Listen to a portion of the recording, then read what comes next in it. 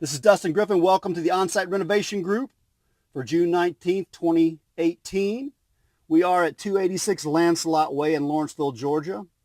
I'm here with DeRosa Teresa Willis, Dustin Griffin, and many others. And we're going to be getting started here shortly. Just want to make a few quick announcements and let everybody start to assemble on the live webcast. I just want to let everybody know we are doing this Onsite Renovation Group twice a month now. We're doing it on the first and third Tuesday at noon. The first and third Tuesday at noon. We've been doing the third Tuesday at noon for years, but a couple months ago added a second meeting, which meets on that first Tuesday. We got so many houses we want to look at. The real estate market's on fire, fixing and flipping's in. So we've got a lot of good houses we want to go look at and show you guys how it's done. If you guys have any questions throughout the live broadcast, send them in via the Facebook comment section, and we'll do our best to get them answered. And if we can't, we'll try to answer them after the live webinar. Because we are here with a live audience and going to have a lot of people asking questions and things like that. So if we can't get to you, we apologize. But check us out at facebook.com/onsiteatlanta. Facebook.com/onsiteatlanta. You can also check us out at atlantarea.com, which is onsite.atlantarea.com. So we're going to get started. We've got everybody assembling out in the backyard because it is hot and sunny out here.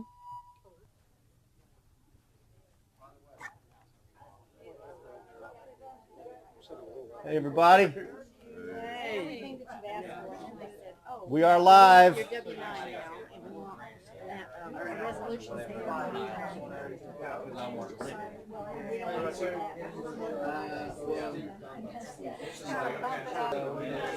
Well, you guys ready to get started? Yeah? Yeah? Well, welcome everybody to the Onsite Renovation Group. Appreciate you guys all coming out today. Just out of curiosity, how many of you have been to one of our on-site groups before? Quite a few of you. Good. And you keep coming back for more. You must like it. All right. How many of you have been to this property before? One. Two. The Lathams, Don. Were you here last year? Okay. We met here last year on June 20th. Today's the 19th, so tomorrow's June 20th. It's been a year. Been carrying costs since then? That is one of the questions you're more than welcome to ask as we get started. Yep. That's what today's all about. But I just want to introduce you to the group. This is the Onsite Renovation Group. We now meet twice a month. We meet on the first Tuesday and on the third Tuesday at noon. We added a second day a few months ago because we got so many of these cool rehabs to see. And all different phases of rehab, whether they're brand new, whether they're halfway finished, whether they're staged like this one and ready to, already under contract and sold, basically, versus one like Andy's. Where's Andy?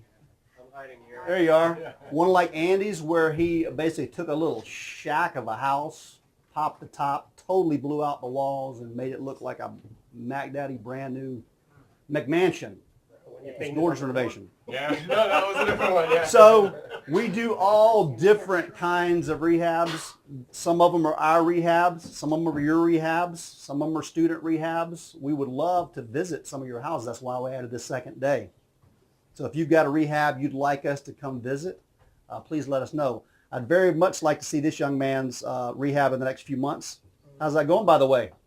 It's progressing slowly. Good, good.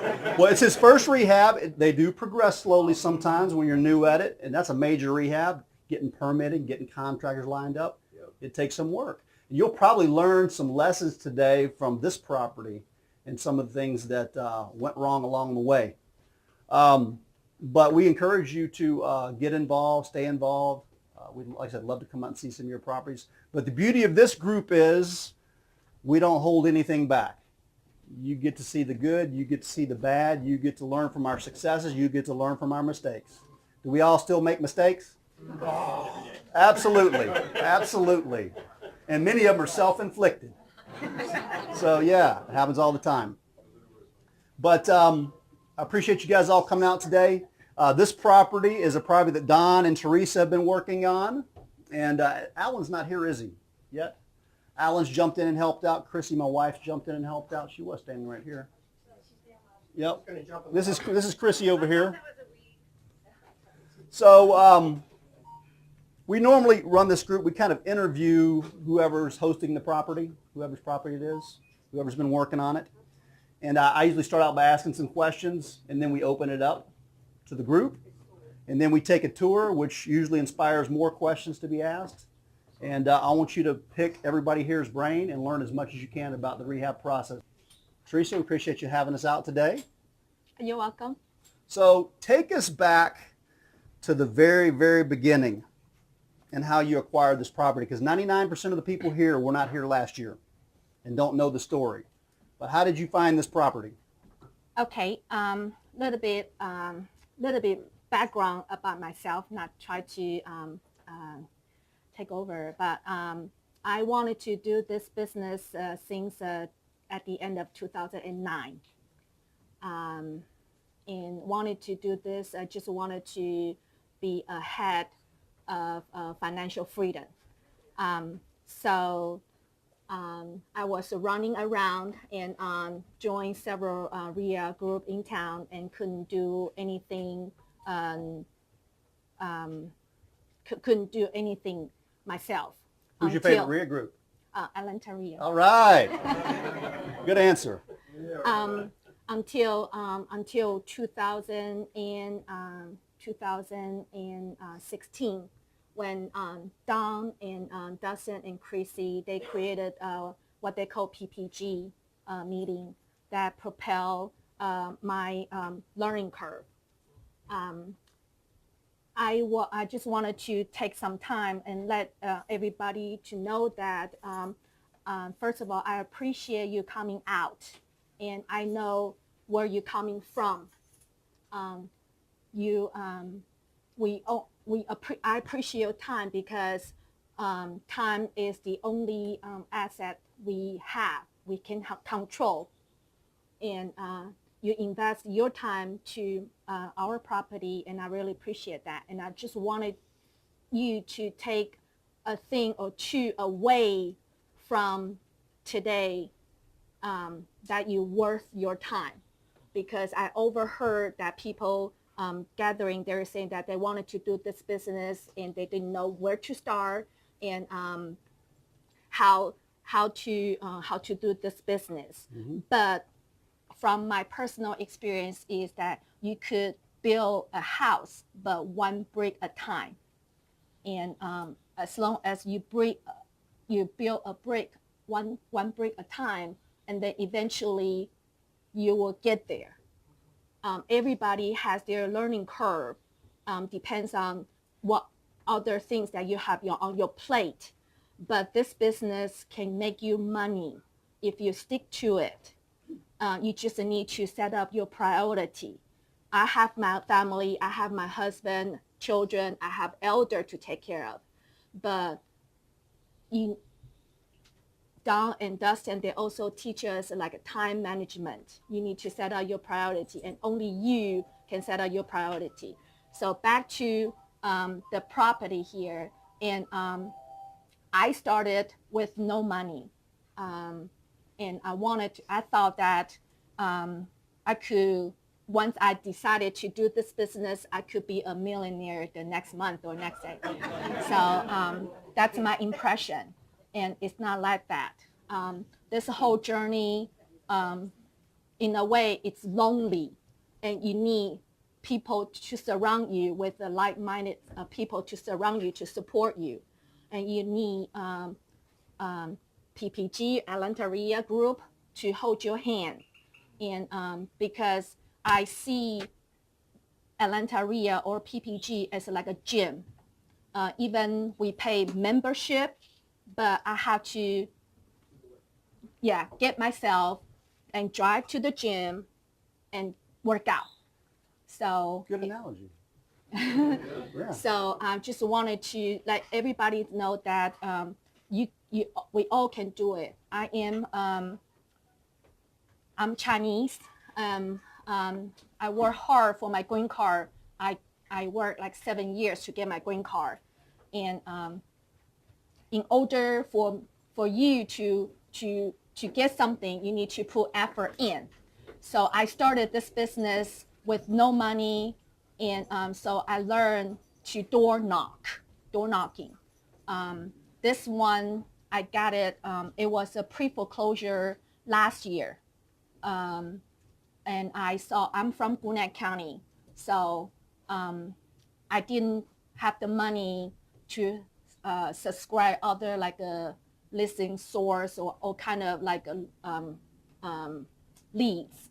So but I encourage people not to think about that, because if you think about what you don't have, it will drain your energy down.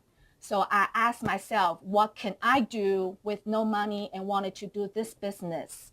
So, and I know that we're all after motivated seller. So I learned that to door knock pre-foreclosure. And where do I get pre-foreclosure leads? In Georgia, pre-foreclosure, it has to be published in newspapers. So I have the 75 cents to get newspaper. So that's how I got this property. I circle every Wednesday. I'm from Gwinnett County. So Gwinnett County, like tomorrow, July's pre-foreclosure list, it's going to be in the newspaper tomorrow for Gwinnett County. Cobb, I think it's a Friday. In DeKalb County, I think it's also Wednesday. But anyway, so I circled it, and this was a pre-foreclosure. And I also encourage people, again, I'm from Gwinnett County, so also we need to protect our time. So when I'm doing this full time. And so I need to protect my time, because everybody, we only have like 24 hours a day. And I cannot do this like 24 hours, even though I like to. So when I circle the ones that I'm going to door knock, and I ask myself why this door deserves my time, I have to determine. So I ask myself 3 questions, and that I will share with everybody that you can start today. Is that I'm from Gwinnett, so I don't know anything about Marietta or Cobb or DeKalb County. So I will not go over there to door knock properties there. I'm very familiar with Gwinnett County. I live in Gwinnett County for more than 20 years. I know the school district, and I know the area. So when I open, when I pay 75 cents to get the newspaper, I find, of course, it's a Gwinnett County. So I'm looking for 3 things. Okay. First thing, I'm looking for the zip code that I am very familiar with. Okay. I from Sugar Hill, very close to Suwanee and Beaufort. And so, first of all, if I see Sugar Hill, Suwanee, Beaufort, it's in my radar. Okay, second thing is I'm looking for the original loan amount. Okay, I would suggest everybody to look for properties that in subdivision, not like a house off street or with 2-3 acres in the back, or even commercial apartments to start with. Okay, that's a little bit overwhelming to you, then you'll give up. And so I'm looking for properties that like around 150 to 250 the most. Okay, and because over Gwinnett County properties are a little bit pricey compared with DeKalb County or South Fulton. So if properties original loan amount is over 250 or up, more than likely it's going to be short sale. Okay, short sale, I will share with you later. This is a short sale also. So it's just too much for us. So when I'm looking for property to door knock, I'm looking for property like around 150, that's the best. Up to 200, 250, that's it. And the last thing I look for is that the original loan time frame. okay, we as an investor will go after equity. So if I see a property in Lawrenceville, the loan amount, just say it's 150, but the original loan time is just last year, and I will not go door knock that property because that's too short a period of time. You will not have equity for me to go after. Okay, so that's the thing. If it meets my 3 criteria, and then I will go door knock. Okay, so far no questions? Okay. So you knocked on this one. Yes. How'd it go? Okay, so this one, it's in my radar because, okay, so, Because I got plenty of questions. okay, sorry. I tried to be short. So, That was the short version? okay, so ideally, again, I'm doing this full time. So ideally, I should be out of the house. You need to see this business as a 9 to 5. If you just see that, okay, I'm the boss, okay, I can do whatever, then you don't have the discipline to do this business. So ideally, you need to be out of the door from 9 o'clock, and ideally, but I can't do that. So in the probably about 10 or even, I cannot go out no later than 11 o'clock. Then I will lose my momentum. Because after lunch, and I said, okay, half day is gone, and I will just, I don't have the momentum to go to the gym. So every morning I prepare, like I open the newspaper. So ideally from 11 o'clock, just at 11 o'clock until 5 o'clock or even 6 o'clock summertime. And ideally my target is 25 doors, okay? In a day, or is that a week? A day. Nice. A day, ideally. I choose doorknob is because the return ratio, because everybody's talking about yellow letter or a postcard or abandoned sign. But door knocking, so far I started doing door knocking since 2015, 16-ish. Okay, so every day I would probably talk to 4 people Out of 25? out of 25. The 4 people you'll encounter will be, of course, hopefully it will be homeowners, but sometimes I will run into renters, and sometimes I will run into family members. Sometimes it was vacant, so not vacant. Yeah, pretty much, yes. Okay. Tell us about this one. Okay, finally, I counted. Yeah, okay. how you got this one? Okay, so this one, I found it in the newspaper in Gwinnett Daily Post. Yes, it's 75 cents. 75 cents. She lives in Gwinnett County. She only focuses on Gwinnett County. Yes, Yep. DeKalb County is 50 cents for Champion. You can always Google the legal newspaper in your county. And I strongly suggest you do not go out of your area and try to find deals that you are not familiar with. That will frustrate you a lot. How many months before you found this one? Again, I started 2016, so probably about a year. A year door knocking. Yeah, a year. This particular one. Yeah, this particular one. But before this, I had another deal that I door knock in Sugar Hill that Don helped me to find the buyer. We wholesaled it out. Mm-hmm. Okay. So this particular deal, okay. about how long, because we were here in June of 2017. When did you actually first knock on this door? How long ago was it? This one, I believe, if I remember correctly, probably it was in May newspaper. In May. Of 2017 or 2016? 2016. 2016. Did you guys hear that? 2016. Short sales do take a while. Hold on. Times. Hold on. So 2016, if I remember correctly, and I do not just do my regular routine. And also another set track is when you door knock or if you try to find deals, don't think too much because you're going to have a little noise in your head and try to talk you into not doing the door knocking.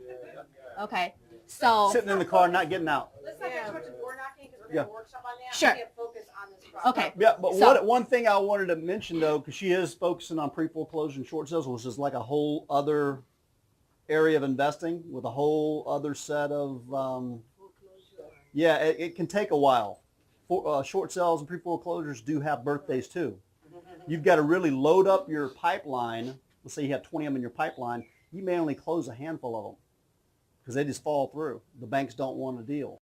So keep that in mind. Okay, long story short, I How long understand. did it take you to Okay, close this once you got the okay. short So this one was in pre-foreclosure. I did my routine, and they didn't answer the door. So I left my package. I left my information, like yellow letter. Okay, Good. blah blah blah. Okay, so move on.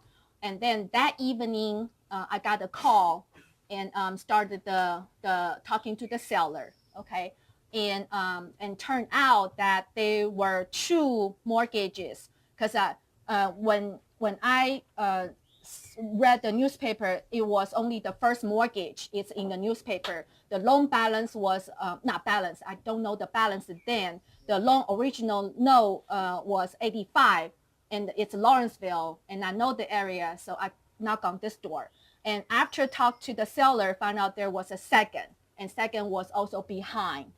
And because there was a second, and the ARV will not support our Don's easy offer, it will just fail all the time.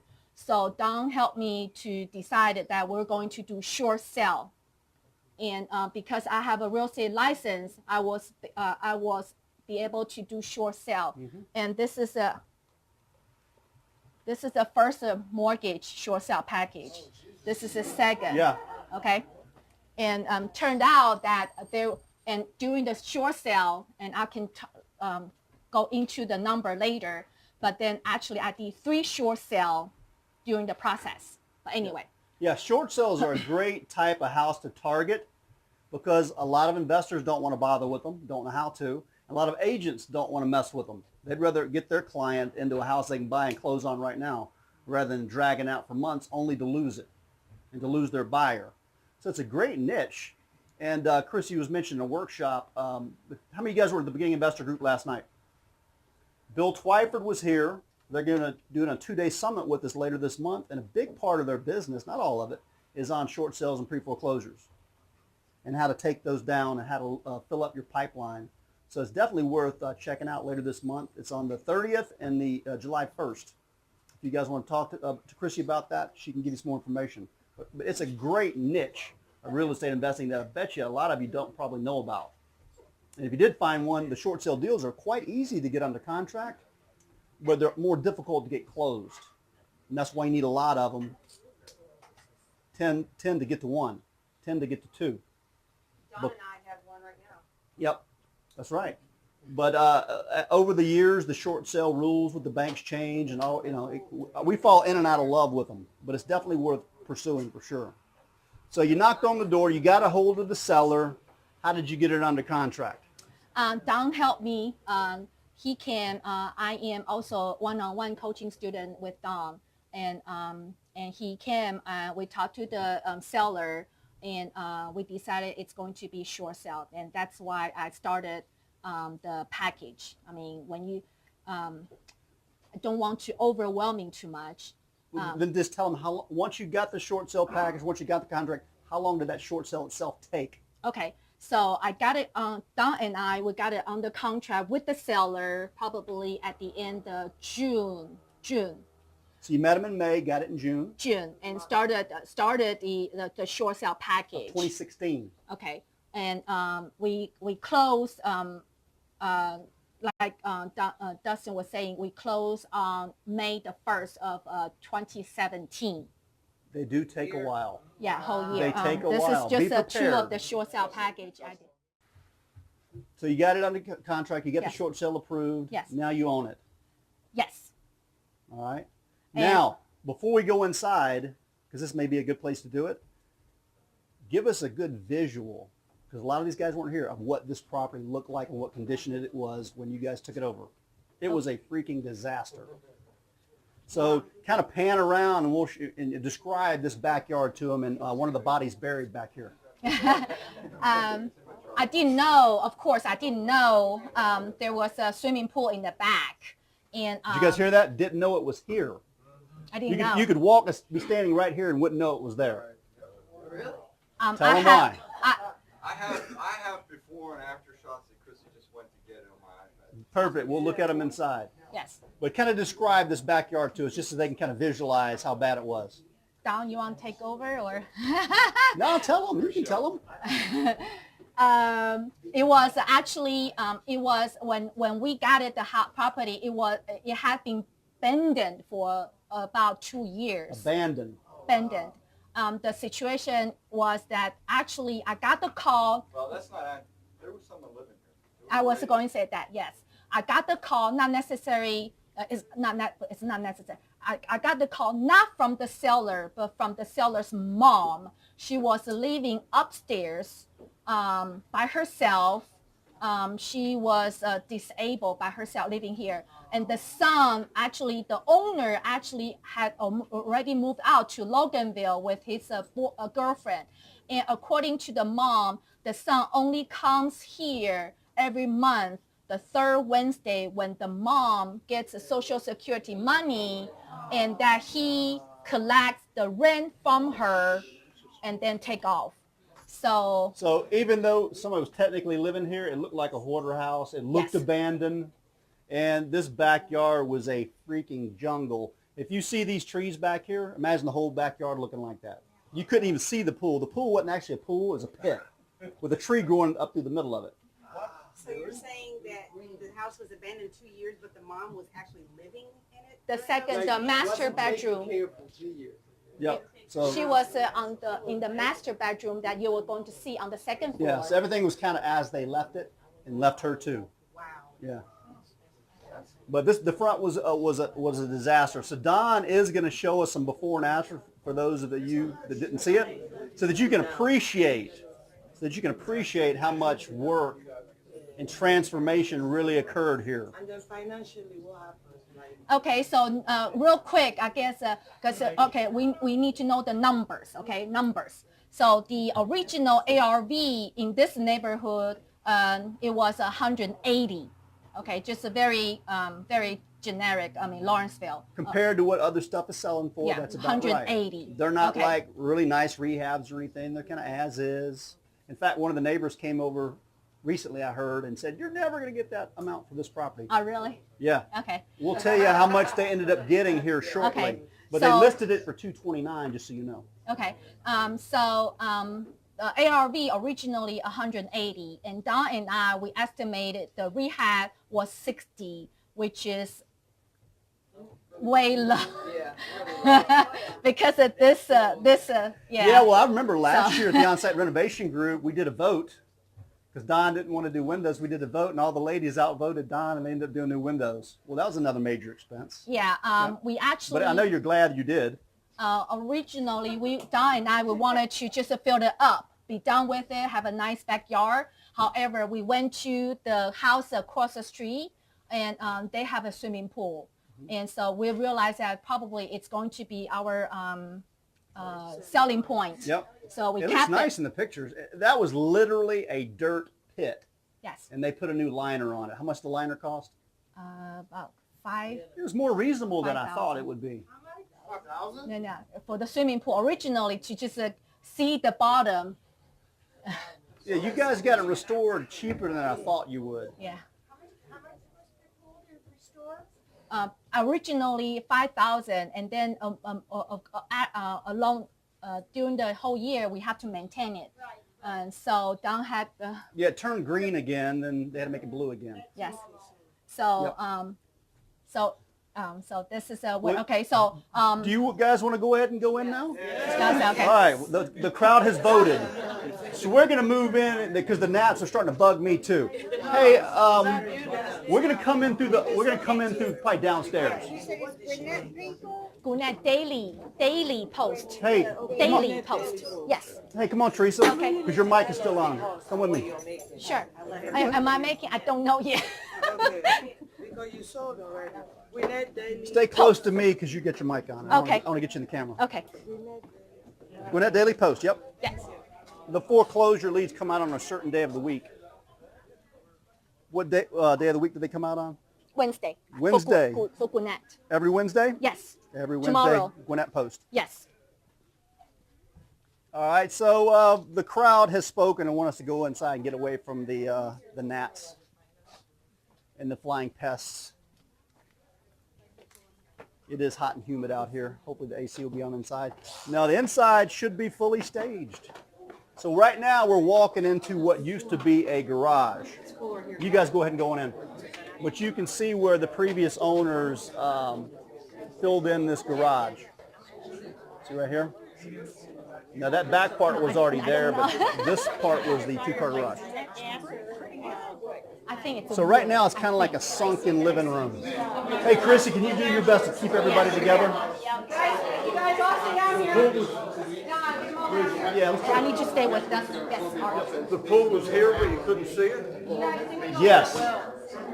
It kind of blended in with the jungle. All right, Don, come on, get out your iPad.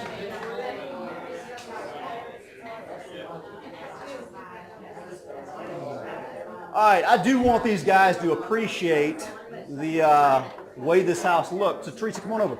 I'm just going to aim the camera at Don's iPad, and you can maybe kind of just visually describe some of these. Tell us what we're looking at.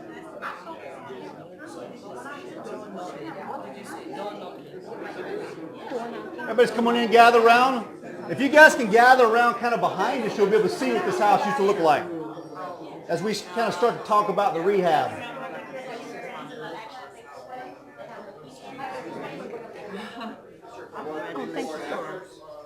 Show us the befores now. We'll be able to see the afters ourselves, but yeah, definitely show us some of the befores. Did they talk about the tree that was growing in the pool? I mentioned it, but we're going to see it. And the grass higher than the house? We're gonna And all see the it. rats running through the house? Don's going to show us. Yeah, just so you Rats know, jumping out the windows? this house was infested with little vermin. With people living in it? So what are attracted to mice and rats? And long and slither? Snakes everywhere. So be on the lookout. Not anymore. We hope not. If you run off the rats and the mice, you run off the snakes. We hope. But we've been seeing a lot out in the yard. All right, Don, I don't know if you can see this. if you can take a step closer to me, we'll be able to see it. Well, then they won't do it. We won't. That's why I said get behind me. All right, so start with the exterior. There's all behind her. Okay. And you can hold that up over your head too if you need to.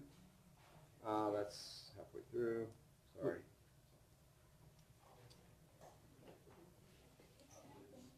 But like the This front. was day one. So that's the exterior front. Oh my It is ugly. So let me zoom in on it. Did you get the camper too? But the grass No, was we tried. higher, way higher. I think they sold it for scrap or something. I Oh, don't know. okay. That's still good. This house used to look like, with the grass higher than. And then that's why I wanted to be back here so no one would be. Yeah, but we're okay, let's see it. Right here. Stand right there. That way You can't zoom in face. You can't zoom that in way you can see Facebook. it. You'll do better than anybody else. Okay, so this is the house.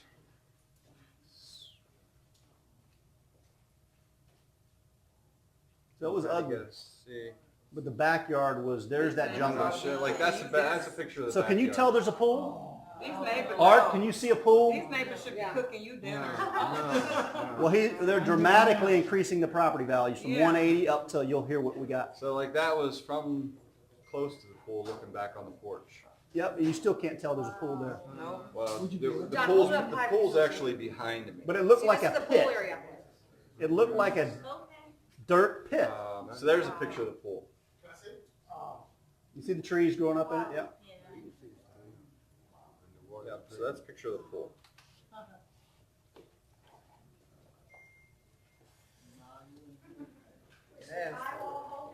It was literally a snake pit. No, we replaced that. That's all new. So, And then show them a few interior shots real quick. Did you have termites? Who said that? No. Okay, termites? So interior, Now this is this a is finished. where we're standing. Good cat. He's got it insured. We're in this like sunken living area that Well, used to that's be a exactly- two-car See where garage. this door is right here? Where you're standing. That's where I'm standing. That's this. Oh, this used to be a two-car garage? At once upon a time, they converted it, and that's the So result. imagine No, you would they be couldn't even put a car in standing there. right about there. I was standing, to take this picture, I was standing right about where Andy is. All right.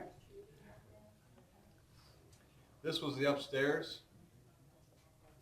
Nice floor. This was the upstairs. This was open. This had an open floor plan down in, so you could see down in. There was like railing You can here. see it here. There was railing on that side. It was like a sunken den. And you'll notice, this was in the kitchen. There was a bunch of walls in the kitchen. It was very broken up. So, right on this wall right here, when you go upstairs, that was this door, and then you had the open space down here. There was a wall here.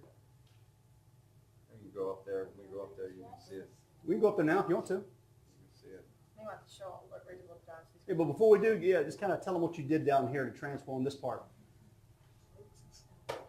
Don, you're Well, let me ask, Teresa, how involved were you in with the rehab stuff? Like, who did the design, who did all this? How did it all work? 'Cause I came in later, Much later, yeah. much later. When we purchased the property, Don and I, we have two contractors that Don is going to, or we're going to use. We have a meeting, they walk around. We met one of them here at Onsite, Yeah. remember? Alex and Richard. Yeah.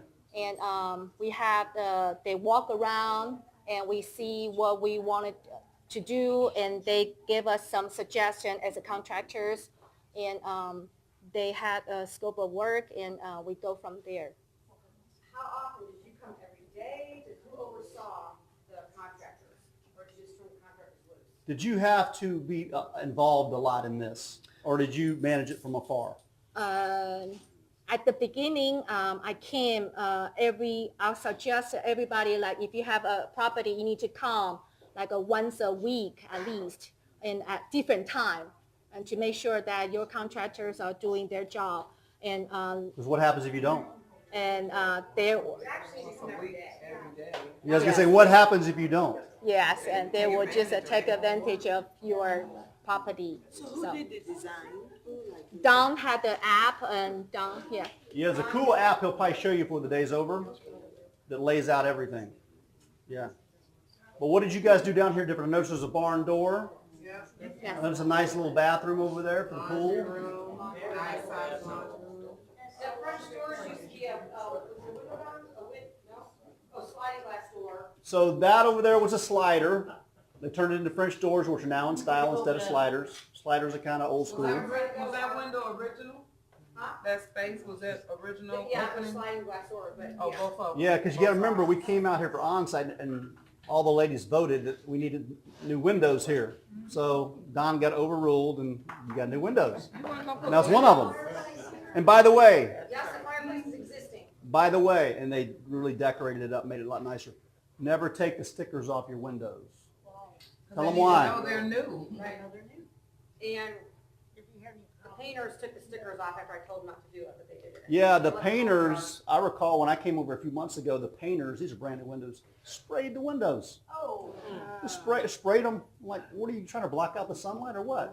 Why would you spray brand new windows? Yeah, but that was the paint. Did they have to fix that? I don't know, I wasn't here for the fix. Who fixed it, Chrissy? Because I know you guys had to scrape a lot of them with the razor Yes. blades, right? Yes. I tell them to put the windows covered, like our house is snowed over, the windows are covered. But who would have thought you'd have to tell a painter to cover brand new windows? You have to tell them everything. Listen, if your contractor wants,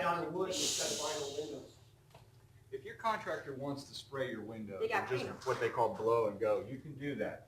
Right. But They got when you come over here, have them take car wax, regular turtle wax the windows, and and then they can just blow and go, and then you come back with a razor blade, and it literally, you can almost take your finger and go like that, and it comes right off. So you don't have to go and muscle it off if you want to do that. I don't recommend that because That's a great question you just asked. You said, why would you have to do that? Because I'm paying them for. The contractors. you pay them extra to tape it all off and stuff. No, you don't. Don't you? No. By the hour? well, But that's in their price. It's supposed to be in their price for sure. In their But price. Don called his painters up and they came and cleaned the windows Yeah. after Good. they're done. Yeah, well, I don't want that paint. I wouldn't hire that painter What's again. the numbers, the financial? You All right. said that. She said, I don't want to hire that painter. If you don't tell them, Yeah, they're tell all going us. to be like that. That's why you have to be and manage your So contractors. that's a part of your scope of Right, work? yes. Well, you gotta just manage have to them. make sure you're here enough to tell them. Yeah, we've learned some tough lessons over the years that we assume a professional painter knows some of these things. Okay, so just make So sure. one lesson I've learned is don't assume anything. It's like adult daycare. We say that as a joke, but it really, really is. So just ask questions. What will you do when you paint my house? Yeah. What will you do? But Teresa said to be here once a week. If you're new, No. you may want to be here like daily, Yeah, especially if you got crews going daily. yeah. every Yeah, day. that's because you're new and you need the learning You experience. can catch it early. That's right. That's correct. Dustin, you moved on, just get out of here. Okay, what about the All right. financial? Is it at the end? Let's go upstairs. Let's change rooms. We'll open it up we'll get into the numbers and open it up some questions. All right, okay, thank you. You guys are going to have tons of questions. Like, what kind of floor is that? How much was staging? How much was that barn door? Don made that. Come on, Teresa. Yes, okay. Your mic's on. Oh, sorry. Ooh, I want to stand right here in front of the air vent. Trying to get some of this money. Yeah, finally air conditioning. All right, let's kind of gather around the kitchen table. Now you can probably appreciate some of these before and after shots that Don will show you. When you first used to walk into this place, it was all like boxed off. It was dark, it was dank. Wasn't there a wall up here, Don? There were several. Yes. There was a door here, I believe. This was open to the lower level. There was like a railing here to keep it from falling in. So they totally reconfigured the kitchen. You can come over and stand in the Don shop. designed it on his software that he's gonna actually teach us PPG members how to use. I still can't use it. You can get over here next to Don so we can get you in the shot. What's that software called, Don? Cat plans. Tech plans. Don's gonna get All right, so now you'll be able to really appreciate these before and after shots of this room. Yes. Did you have to deal with load-bearing walls? Yes. Absolutely. He's getting ready to mention it. Because when you see the walls that were removed, some of them were load bearing. So,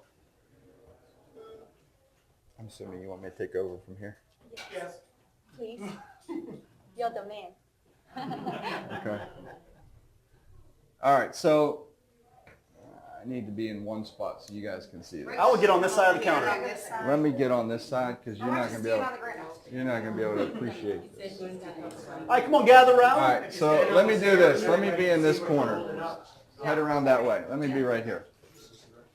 All right, so I'm gonna put it right here. You guys can gather around this island and kind of look at it if you can see it.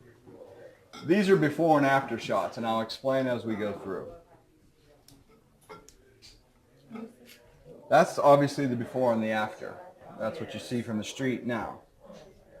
This kitchen is taken, so if you were standing right about where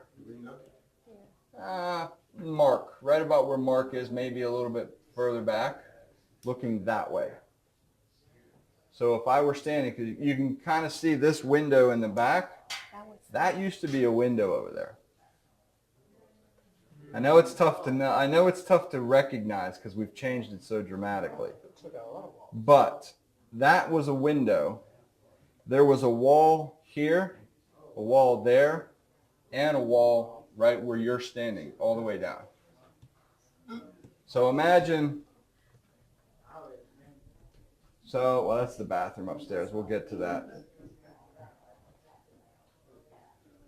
Let's see. So imagine standing right where I am. Yeah. I'm standing right here shooting this picture that way.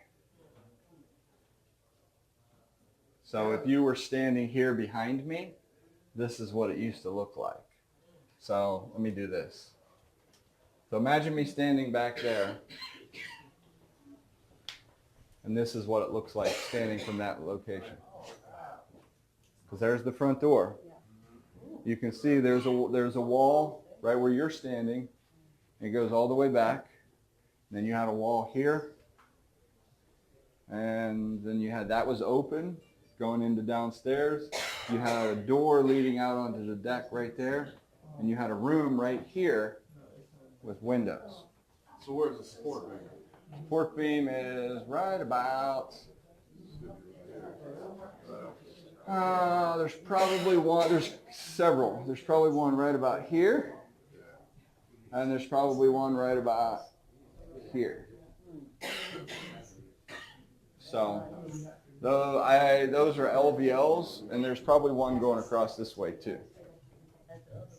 So we put many LVLs in here so that you could open this up so it didn't sag. So Do you guys want to start peppering him with some questions? If so, like raise your that's- hand. Like if I'm standing, like that picture right there is I'm You're standing right about where she is, taking it this way. Hold on, we got one over here first. Who's next? Okay, you're next. This may be I probably could look it up on Google, but what does LVL stand for? Laminated veneer, it's a laminated veneer beam, lumber. So it's a very dense beam that's used for load-bearing walls. You may think of it like an I-beam, but it's wood. It's like laminated It's not wood, it's laminated, laminated, board. engineered. It's an engineered product. Yep. Absolutely better than regular wood. Yep. So, All right, next question was over here. A bunch of those are all pressed together. Yeah, it's me. Did you have that question? Oh yeah, I didn't know if you'd already got the numbers already in my car, but do you have the numbers on what the house sold for, what you guys bought it? Yeah, Don, run through the numbers real quick. Asking for the numbers. How much was the renovation before you did? I mean, did it go over budget? Well, let's start with the original budget and Was then that a question? dig into that. The original was 60. the house was purchased for $70,000 subject to, $70,000 purchase subject to. with a short sale of $6,000 on the second. Problem was, I think who the mortgage company was, I think SRC on the front first. And I don't remember who the second was. But the second, USAA, that's right. So the second was a USAA loan, and normally this wouldn't happen, but in this particular case, we shorted it. They said yes. We took over the first subject to, and then they came back and said, we noticed you didn't pay it off, so we're rescinding the short sale. Which, yeah, they can do that. So they did, which added $20,000 back on, or not 20, 14 back onto our bottom line. Or took it off our bottom line, I guess you could, better way of saying it. So, so 70 and 20, yeah, 90. But both of them were subject to. We probably put another, I don't know, I'm still going through the numbers now. Took it over subject to. That's what I'm saying. So you didn't give any money? I'm saying sometimes you give money. We gave some to the seller. I can't remember what. $3,000 to the seller. Yes. That was pretty good. Now, was that to just catch up the payment? No, that was No. just Just to some money in give their him to pocket. walk away. Okay, just walk away, okay. So what did you, I'm sorry, I'm very new in this. So what did you pay then to, when you say subject to, what do you mean? Means he signed over the deed to us.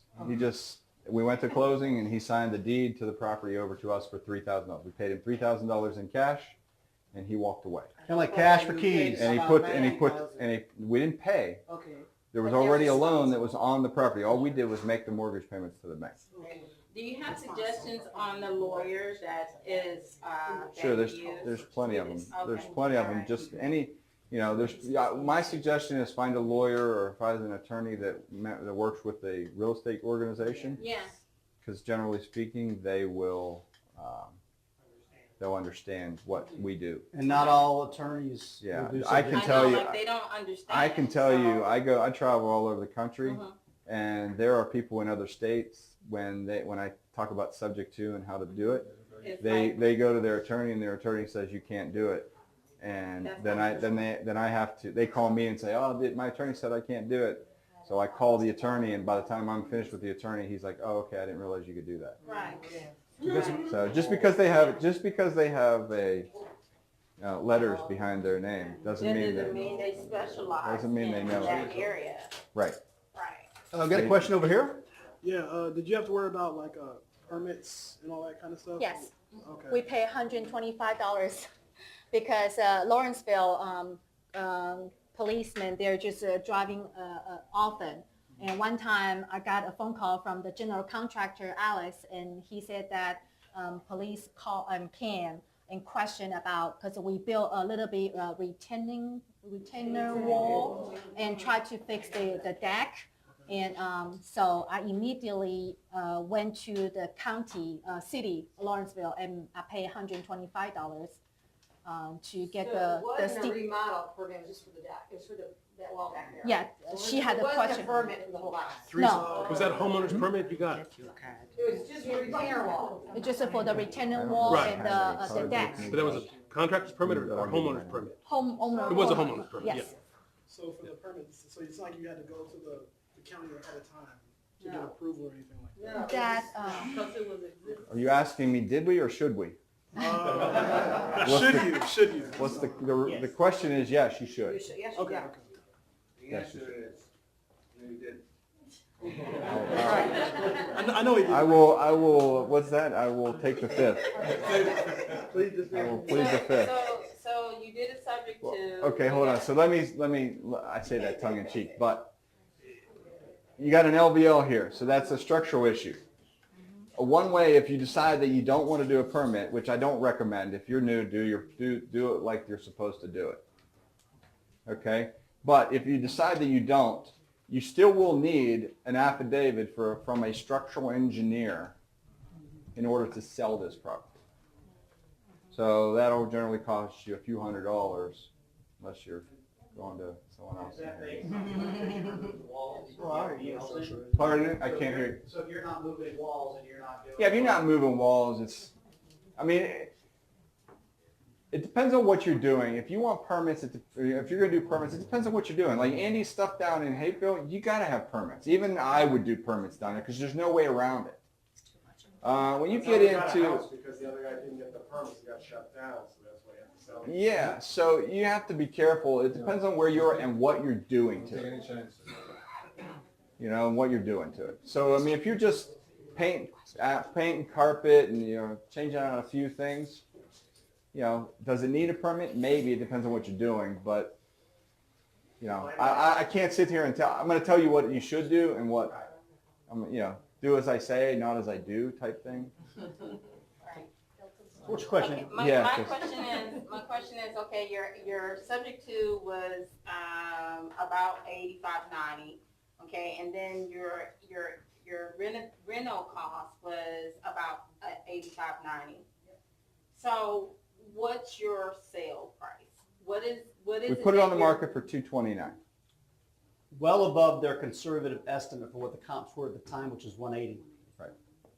Okay. Now tell them what happened, because this is the exciting part. What happened? Because this is last Wednesday, I believe. Yeah. So Tell them what when you- happened last Wednesday. So when you do this, 229 is a sweet spot for this area, though. what is? 220 and below. Below. 210, 220. That is like bidding war type of price, right? Well, it is. It is. I was gonna say I don't know. I can only tell you my experience on it. Oh, I'm sorry. Tell them what happened last Wednesday. So we put it on the market for $229, and I'm going to tell you the key to this whole business, and this is one of the things I'm going to teach this weekend if you're not familiar with the boot camp we're doing. If you don't do a house, y'all think this is a nice house, right? We did a good job. Absolutely. Okay. If you don't do this type of work on this house, you will never get. We got $248 as a sales price for this house. With $3,000 in closing costs, it costs us, so call it $245. Right. No contingencies, closing July 2nd. At a $229 list price, multiple offers same day. Right. But I will tell you this. I will tell you this. You know, I mean, we should have made a killing on this house. This house should have never taken us a year. Tell them why. Because we weren't here. We didn't watch this house the way we should have. So you're traveling. Okay. You're Yeah, I'll take as much blame to that as anybody. In some way, home prices went up in that. Yeah, and that's the only thing that protected us. So, You know, if I'm going to give you full disclosure on this, you know, we didn't do what we were supposed to do. Right. Now, we did a lot. I mean, obviously, we did enough to get it sold, but we could have made a killing on this house. But we did. Well, I mean, yeah, the second was an unfortunate thing. But when you're in this business and you do a short sale, funding is everything. So, you know, if we had to go down and get the additional $70,000, I don't know if we'd have been able to get it at the time when we were buying this house. So we took it over subject to, and we had it short sold. Okay. The bank came back and said, you know what, we're going to rescind. Huh? That you're making too much money. Well, no, they didn't say that. They just said that, you know, when we submitted the HUD, it said on the HUD, when it said paying off the first and paying off the second. Well, when they realized that when we sent up that was the preliminary HUD, when we sent up the final HUD and we went, oh, we changed our mind, we're going to take the first subject to and short sell the second, you know, 99.9% of the time, they will never catch that. The only reason I think they caught it is because it's USAA and they're very thorough and they're a very thorough company. And that's the only reason. If it would have been any other company, I think they wouldn't have caught it. They wouldn't have said anything. They wouldn't have done anything. They'd have just taken the $6,000 and given us the release of lien and been done with it. So what was the lesson to be learned there? You got to put more time into this. No, I mean the mortgage. I don't know that there's any lesson to be learned with it. You know, I mean, I wouldn't. If I had to do it again today, I'd do it the exact same way. Because when I've done that in the past, I made sure they get paid off as soon as possible. So once I started doing the rehab, and they weren't paid. They weren't paid. So they were paid. They had the money, everything. They actually came back to us weeks later, a month later. They can do that. That's what I said. I said, they can't do that, can they? I didn't catch that part then. Yeah, they came to I us. thought they rescinded the sale before you paid. No, we actually sent them the $6,000. They cashed the check, everything. This was a month later. This was a month later, or maybe not quite a month later. And then they returned it and said, nope, we're going to leave it in place. Never heard of that. Yes. So that's why I said, I don't know that I would have or could have done anything differently. If I had one tomorrow, I would have done the exact same thing. I thought that, like I said, they rescinded it before they actually got the cash. I said, no, we changed our mind. Mike. I don't know how to avoid that. I was wondering, when you have a bidding war like that and the price goes up, what about the appraisal? Is the appraisal going to... That's a well, we great haven't had question. the appraisal yet, so we're assuming that the appraisal will go fine. But, you know, I'm holding my breath and crossing my fingers. This is worth mentioning. Last night, we talked about the market starting to shift a little bit. Now, I will tell you, there are $250,000 houses within a mile here. And none of these houses that are under this 240 look like this. Even the ones at 250 don't look like this. So let's talk about this for a second. As long as you have John, what is the... Hold on. 1 mile radius. You can go, listen to me, everyone. Even if you don't have comps, if you have a good enough rehab and your rehab doesn't compare to anything else within that mile, you can. The appraiser has the ability to go outside of that radius. But well, that's the appraiser, and that's whoever you get to fight on your behalf. So let's talk about that. Last night, we spent a great deal of time talking about market cycles and when they hit their peak and when they start to go flat or when they start to go the other direction.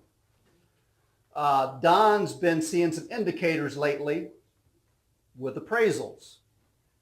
We've had several houses get bid up well above market value and did not appraise. There's two comes to mind. Unicia's property very recently, real nice rehab like this, and Chrissy's property recently. And the agent had to really go to bat to convince that appraiser that was worth that price. He had to convince some of these old. Showing the repair estimate. Yeah. Showing repair, and it's actually the same agent for this house. Which Well, is one of the reasons fared, why you leave yours the fared stickers on the better windows. than Unicia's. Right. But Unicia's property, I think, was about the same list price, $229.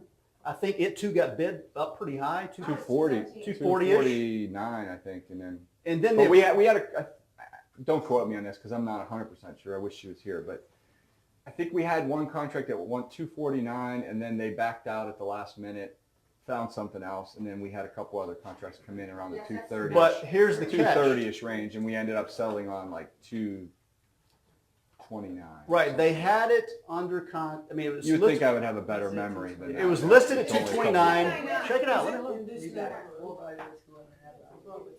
Go ahead. I'd love to get this out. Okay. Go ahead. They listed it for 229-ish. It got bid up to the 240-ish. Yes. The appraisal came in below list, down around 225-ish. Yes. And they had to fight tooth and nail to get Just it closer to list. So they, I think, finally got it up to around 229-ish. So if It was a nice rehab on the interior. Wow. And Chrissy had the same problem. Hers appraised a little bit under what ran under. she was offered. She fought it and got it, and I think was only off by like $2,000. Yeah, you're Okay. going to see a lot of that nowadays because I think the market, I don't know that it's cooling. I mean, obviously people are still willing to pay that. What I think you're seeing is behind the scenes, because you got to think about what's going on in the banking world.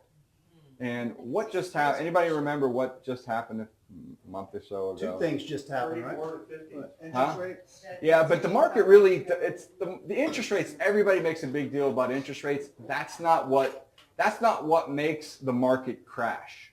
That is not what corrects a market.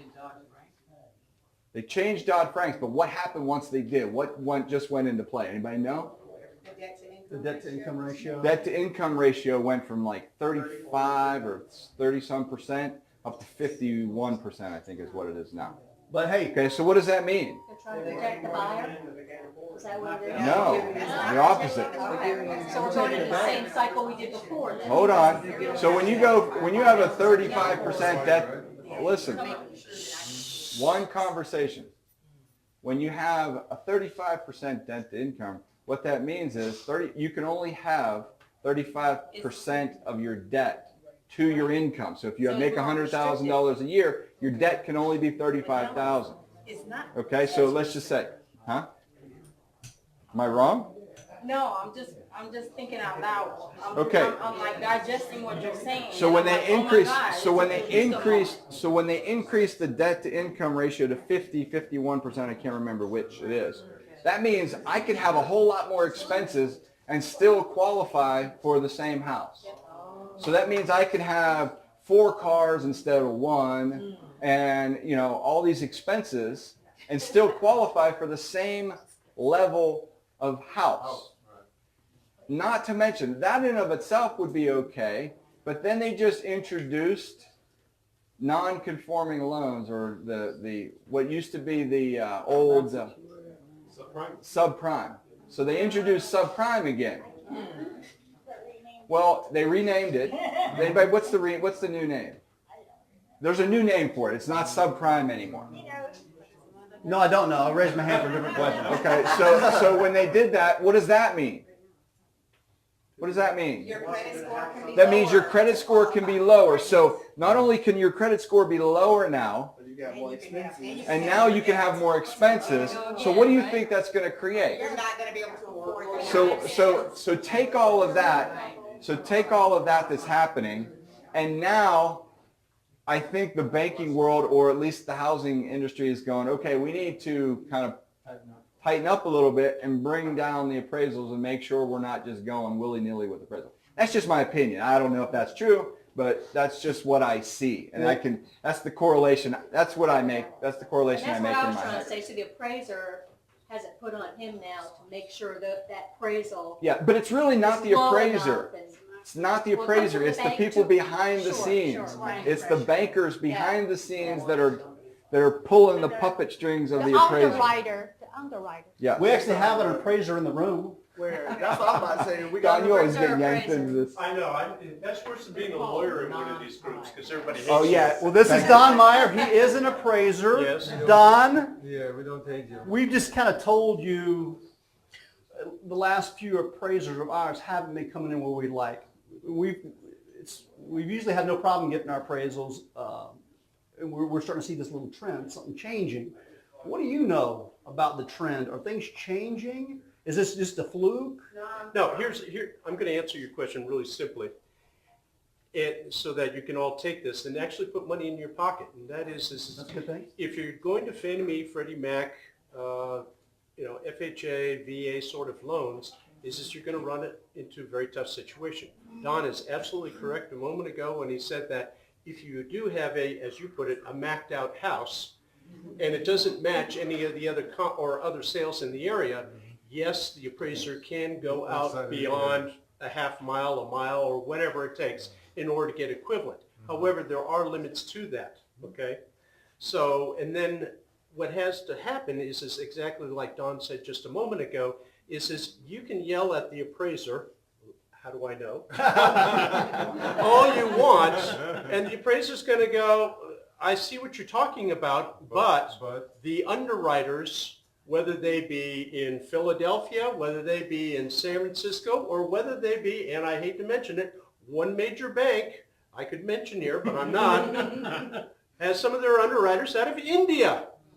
Okay, so the point I'm trying to say is those underwriters are really driving everything. Why? Because the internet allows them to be able to do the exact same thing that the appraiser can do. And so they can cross-reference, they can check all the comps in the area just as well as the appraiser can. And as a consequence, many times yelling at the appraiser really isn't going to get you much mileage, because it's the underwriter, whoever is up there, that's really driving the show, okay? So the way that I tell investors to solve this problem is don't go to the Bank of Americas, don't go to the Wells Fargos, don't go to the major banks. Go find yourself a portfolio lender. Why? The reason why you go to a portfolio lender is because they are usually lending their own money, and they're going to be keeping that loan in their portfolio. If they want to do the deal, they really, and I'm being facetious here, in other words, I'm kind of stretching the truth a little bit, they don't care what the value of the property is.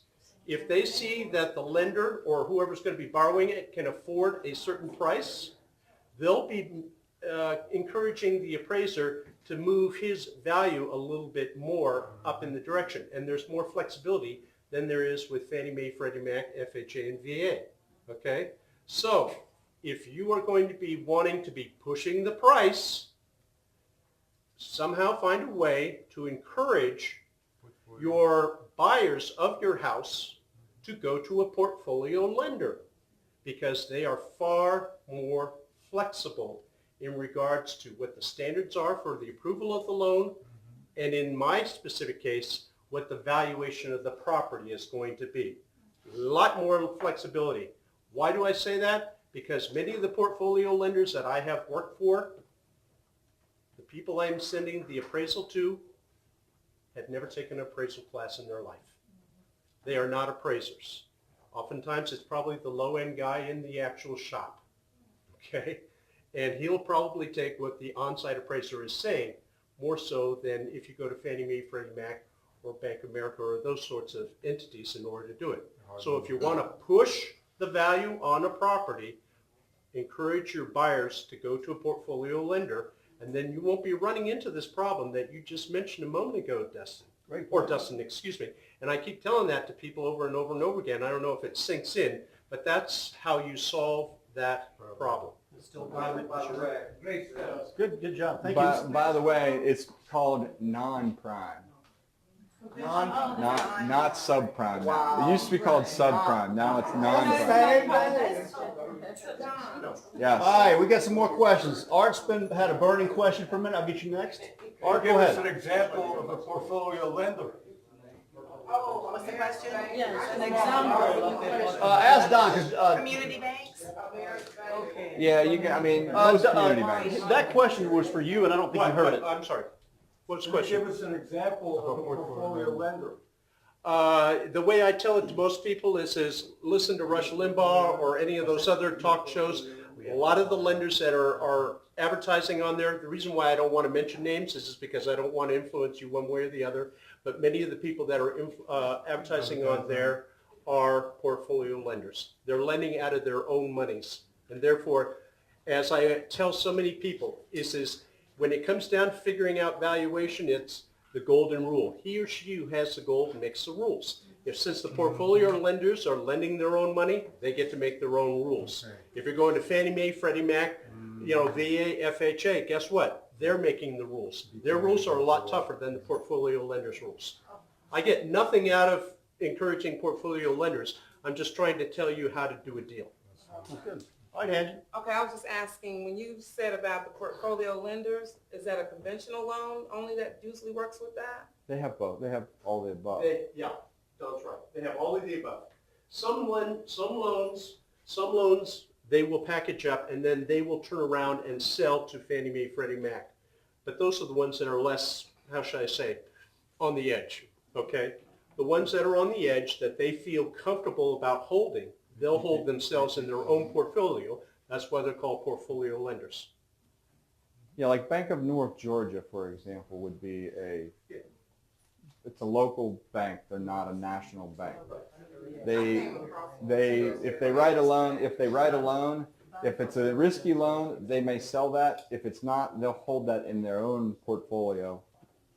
That's why a lot of times, if you find some of those lenders, you can actually, if you run across a house like this that has a lender that has that loan, a lot of times you can go directly to that lender and buy the note from them rather than do a short sale or whatever. Absolutely. Whereas if you go to a big bank like Wells Fargo, Bank of America, they bundle those and they sell those off in blocks, and it's hard to pull one loan out.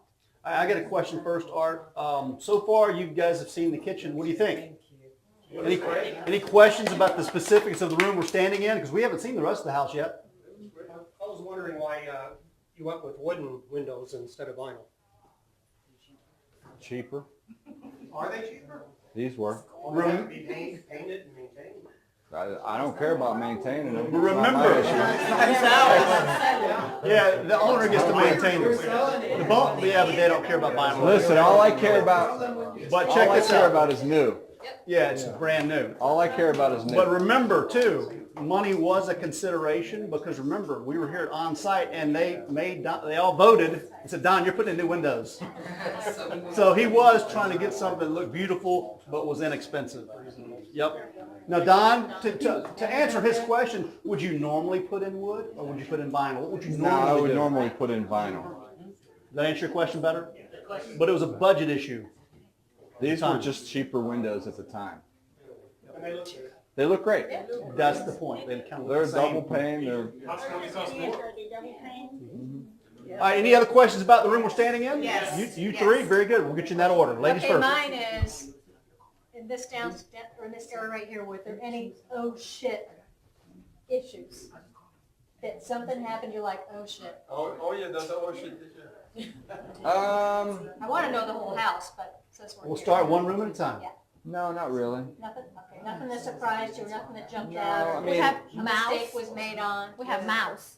Yeah, I do. And snakes. No, there was no Something to do with the there was no like termites that we found. What about the body you guys found in the backyard? There is a story there. There's a story. It turns out to be a dog, but at the time we thought it was How did the owner kept referring to it as the girlfriend or something? we thought it was the ex-girlfriend. In and I the mean, swimming pool you didn't no. know was there. no, if you look back there, there's a pile of dirt back there, right behind the pool. And we were out in the yard, and Theresa basically said, she came up to me and she said, do you know that the ex-girlfriend's buried in the backyard? And I was like, no. She goes, yeah. I'm like, we can't Tell them that. right? We gotta we got to call somebody. And The owner didn't want you guys to disturb the body. we freaked out for about 5 minutes until I said, I'm just going to go ask him. And so I walked over and he started to laugh and he's like, no, that's my dogs. So they think. They haven't dug it up. They haven't dug it up to So there's actually two dogs. There were actually two dogs. Yeah. First time I ever saw a dog with a bullet hole in the base of its neck, right? Yeah. Well, I don't know. All right, Art, what's your question? Question for Theresa. I know you're focused on knocking on doors to foreclosure properties or pre-foreclosure. How do you start the conversation if somebody's at the door when they knock on it? Do I just hold that until Don and Dustin have the workshop? Or No, you can tell him. That's a great question. If you're knocking on the door with pre-foreclosure, you know these folks are about to lose their house. Yes. How do you break the ice? How do you start that conversation? Short. Yeah. Short. Yes, the short one, the short version. Maybe just, all right, knock, knock, knock. Okay. Knock on my door. Okay, I tried. Okay. So I've learned because you won't be. Okay, short version. Yeah, short version, you don't have to short talk. version. Hey, don't Okay. talk to it. Just knock, knock, knock. Knock on my door. Tell Okay, me. I just wanted to know I'm prepped first. I'm not just like nothing here. I'm prepared because from my experience I'm prepared. And then, okay, Knock, knock, knock. okay, I answer the door. Hey, what's up? okay. So I knock and then I will go back, and then I will say that because when in my material I already know Dustin's last name. Okay. So is this Mr. Griffin? Yeah, what's up? And hi, my name is Theresa, and I just saw that this property is going to get foreclosed on next month, and I'm here to help you. If you have a few minutes, if you have. What are you talking about? Yeah, I just saw that in the newspaper, but I am buying properties in the neighborhood, and I'm interested in buying yours. You saw it in the newspaper. Yes. I don't know anything about that. Yes, and it's in the Gwinnett Daily Post. So I just need a few minutes of your time. If you're not ready, I can leave my material with you. Yeah, because I don't know anything about this. It's okay. I understand that. Maybe it's a mistake, but I'm just, I saw in the newspaper, and that's why I'm here at your door. But I have some things that you can look at it, talk to your wife, and if you're interested in moving forward. So time out. Sometimes they don't know. Sometimes they do know. And that would be two different conversations. But she just dives right into it. Yes. Yep. And I have experience that homeowner said that, I don't know if it's true or not, of course. They said that they're working with the bank. They're doing loan modification. Okay, everyone, listen. Now, Don. You can't have more than one conversation going on at a time. Yep. Now, is that how you do it? No. That's definitely not how I do it. Let's hear Don. But it works for her, so I'm not going to knock it. I was gonna say it's just similar. The only thing is I don't tell them I saw it in the newspaper is all. Do you I don't even tell them I saw it they were in foreclosure. I was going to say, I was going to ask you, do you even mention foreclosure? Sometimes I'll say, look, my boss dropped me off in this neighborhood and I'm going door to door looking for houses to buy, and I was wondering, do you know of any houses that are for sale? That's exactly how I do it. I don't even mention foreclosure. Yeah.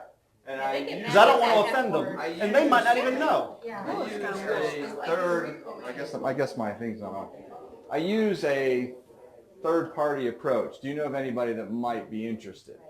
The same way I use Like you're working for somebody. Yeah, exactly. I'm an employee. I'm walking the streets. Then my boss dropped me off in the middle of nowhere. I'm hot. I'm sweaty. That way they feel sorry for you. Yeah, there you go. But then we try to get them to open up about the foreclosure rather than us pulling it out of them. But what if they done open up? Okay, so she asked a question, how am I dressed? You see how he's dressed. I dress like this a lot. I might put a golf shirt on. Hey, if he doesn't dress up for us, he's definitely not going to dress up for them, So right? you're not all business casual or coming off as a real. No, but I will tell you, if you're going to do door knocking, you need to have logo wear. You all know what logo wear is? You need to have something that tells people, and you need to have a business card. All right, speaking of logo wear, let's check it out as an example. All right? Turn around. Turn around. Yeah. All right, so when you knock, I mean, these guys, they're peeking out the window. They know you buy houses. They know you're not a vacuum cleaner salesman or something. Okay. So I mean, wear it your just logo helps. wear. Also, if you're like sneaking around looking through windows and stuff because it's abandoned, they won't think you're their case in the house. Oh Yeah, yeah, that's why I wanted the picture on the back, like as big as I No, I can. get So Exactly. if I'm You walking wanna around, have- That way, if they have a scope on you, they can at least read what it says, right? Okay, all right. The two things, listen, two things you want when you're door knocking or driving for dollars, door knocking, driving for dollars, whatever it is. If you're driving for dollars, you should have a sign on the side of your Absolutely. car that says "We buy houses." And if you don't know what to put on that sign, I'll give you some tips. Don't oversaturate with a bunch of words. Just a simple "We buy houses" and a large phone number is perfect. What about stop foreclosure? No, do not put "Stop foreclosure" on your car. Yeah, do not pull up in their driveway with a sign that says stop foreclosure. That is the worst thing you can do. The other thing is you need to have a business card and you need to have a logo. You don't have to have any of these things. Highly But it recommended. definitely helps, gives you credibility, Highly and at least they recommended. understand. Yeah, look at this guy. He looks like a professional home buyer. You know? So, Actually, we went to McDonough last week, and we got magnets on each side of our cars, and we went to McDonough, and actually that day, a seller called talking about he wanted to sell his house. And these aren't your normal cheap little t-shirt. They look Oh, fitted. no, They look they're good. not cheap, but Yeah, they look good. They don't look like your $5 Sam's Club t-shirts. not at all. So if you're gonna put your logo on something, put it on something nice. so one of the things that we'll talk about, I don't know who's planning on coming this weekend, but this weekend we're doing a 3-day boot camp. We're doing Friday, Saturday, Sunday. Friday and Saturday. Friday we're going to talk about, we're going to spend probably most of the morning talking about marketing, how to find these things, how to find renovations. And then we're going to talk about how to fund them, how to fix them, and then what it's going to take to flip them. That's obviously why we named it. Yeah, we added an extra day because being a 2-day event when the second day is almost all in the field, we didn't have enough time in the classroom. It was the equivalent of a 1-day workshop in the classroom, and that just wasn't enough time to get through the funding and the selling process. So we usually kind of have to cut corners. And we wanted to have more time to dedicate to those 4 areas for sure. We spent a great deal about how to fix it. We also wanted to talk about finding it, funding it, and how to actually flip it, and hire a realtor, get it to appraise, that whole kind of thing. Yeah, so if you're interested in trying to find out where to get these things and how to find them, we're going to talk a lot about the first part of Friday is going to be how to find them. Yep. How to evaluate them. Yep. First day basically is going to be how to find them, how to evaluate them. We'll start getting on how to talking about how to start looking for your contractors. Second day, we're going to spend all about the rehab. Yep. And then we'll talk about funding them too. Is it okay if Theresa shares what she has in her pack we want you to give to people? Because she said when she meets people, she said she's prepared with the package. Yeah, that material. Yeah, material. Yeah, if you guys want to get together with Theresa, she can share that information with you. Okay. They're asking about, what do you leave behind? What is your leave behind? What's in your packet? Because you're specifically targeting pre-foreclosures. Yes, I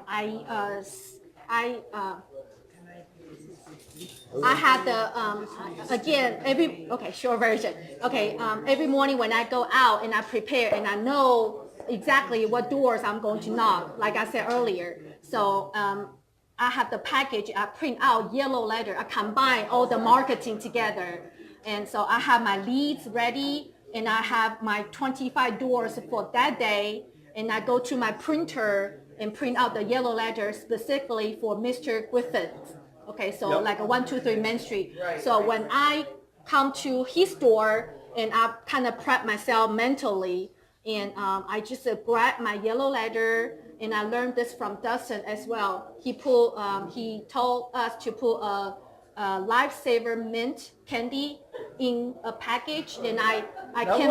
Was that Yes, me? yes. Okay. And I was talking about lumpy mail, not Lifesavers specifically, Yes, but and any kind of lumpy stuff to go in there. And I also learned from my experience that because I've been doing this for a while, at first I only had the yellow letter, and then a lot of people, they don't answer the door, and I was like trying to figure out how to pull my yellow letter. And then one day I was frustrated and I was driving and I saw a FedEx pickup truck next to me, and the purple and orange logo just impressed me. So I realized I could use their envelope and to put my yellow letter and the Lifesaver Mint and my business card in the package. That's why I started doing that.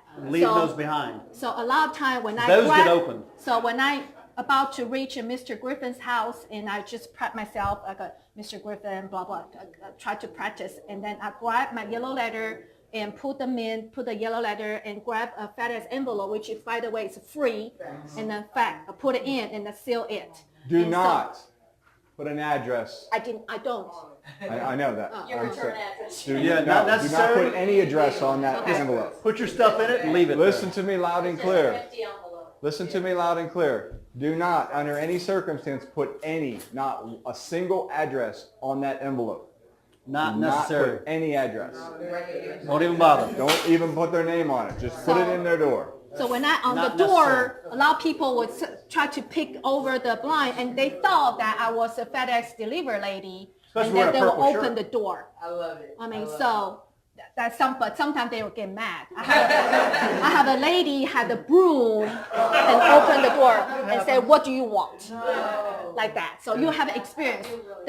So do you have one of your packets with you today? You can show these guys if they want to see it. It's in my car, but Very it's good. easy. Did you It's hear that? easy. If you want to see it, she'll bring one in before. It's easy. I mean, it's easy. Okay. All right, let's. I want to go upstairs. I want to let's see go these upstairs. bathrooms. I've only done it a few times. I just wanted to find out what type of flooring it was in this room. I knew that was going to come up. What kind of flooring you guys got here? What is this? This is a laminate flooring that's 13 millimeters thick.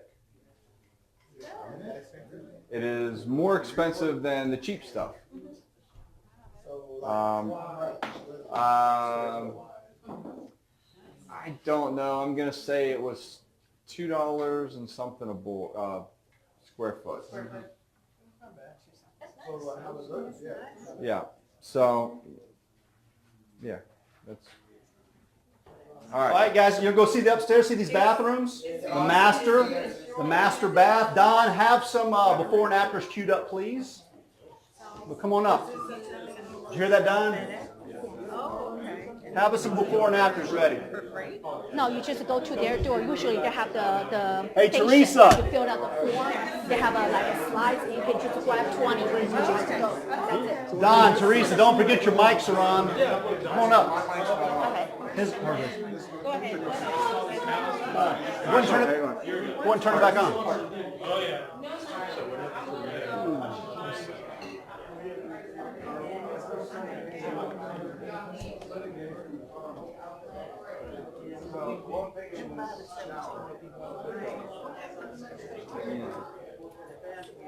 This is the master for everybody at home. Yes. Woo, guys, good job. I love it. What brand is that? So as you'll see, we try to make these houses a little bit nicer than the average house in the neighborhood, or nicer than the other rehabs in the neighborhood. So I think you will like some of these little bells and whistles. Don't sit on the bed, it's not real. It's like an air mattress on milk crates or something. Just make sure the kids don't jump on the bed. All right, this is one of the fixtures. And Don, you can turn your mic on. One of the fixtures. That's cool. That's cold water. It's blue. Very nice. When it turns hot, it'll turn red. And it's not hot. It won't turn on because there's no hot water. I don't have the hot water turned on. Okay. So like here, it won't ever turn red because there's no hot water running through it. All right, so this is the rain head. It too has colors. So I believe it's blue when it's cold. It's red when it's hot. What's it when it's just green? right? It's green when it's. It's green when it's just right. Notice they get the niche, or niche, however you pronounce it. The stone looks like a waterfall flowing down into the bottom. Is it pricey? That will be a question about how much does one of these bathrooms cost. So this is one of those frameless shower stalls. It's really good. Where did you purchase what? upgrade. Yeah, so Don, where did you guys get these fixtures? You know, where did you get at Home Depot versus what you got somewhere else, like online?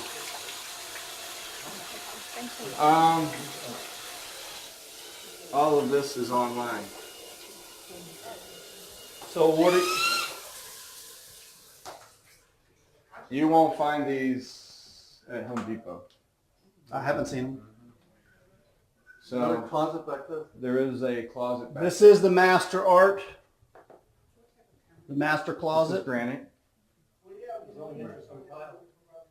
This is granite. This is, you know, I got all the tile at Floor and Decor. Granite, yep. So all this is bought at Floor and Decor. Yeah, let's totally clear. I don't think so, but So okay, ask them. Insurance company, whether they'll give you a discount. Oh, Oh, so that's the purpose of getting it, like, the discount, you do the whole insurance. In addition, probably. okay, any questions? Yeah, don't sit on the bed. It's not real. Any questions about the master bath or the master bedroom? may I? No. A lot of people ask how much it costs, so ask. If it's a subject to, Yes. would you still is the Go agent through an gonna get agent? paid? No. You can, but the agent's probably going to screw the deal up for you. Unless the agent's an investor. Because unless you're going to pay the agent, because the seller is the one that's obligated to pay the agent. And if there's no money in it, then you're going to be stuck paying. As long as you pay the agent and they know what they're doing, sure, they'll do it. But my experience has been most agents don't know what they're doing. And they'll blow your deal. When it comes to They'll blow subject it up. to. Yeah, that's what I mean. They'll Is there blow like it a up. skip tracing service to help you get to the buyer because Yeah, the house of is course. vacant? Yeah, Of course. So this is the other bath. Is this going to be a shower curtain? No, well, Or are you putting in glass? Or No, I'm not. It's done. It's already sold. sorry, that's true. It's already sold. People asking for property.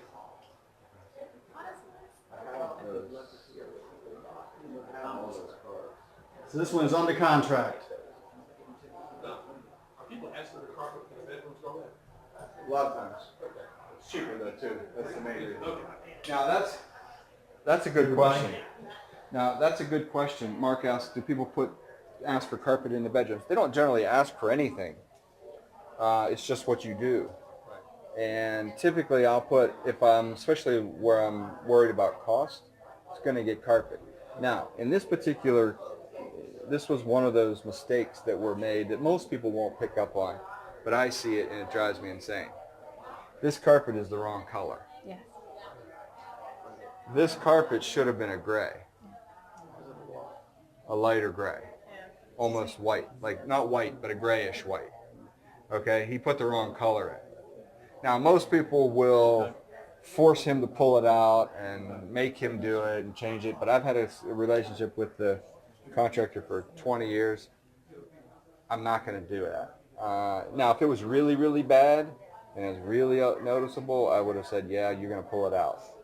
But that's where most people go when you're dealing with contractors. There is a give and take there. We had the exact same thing happen at Chrissy's house over in Lawrenceville. Yeah, I mean, there's a give and take. You got to make Wrong sure color. that, I mean, if you're so in their face and pounding on them constantly, and every little mistake they make, you're making them fix it and doing, they're not going to work with you very long.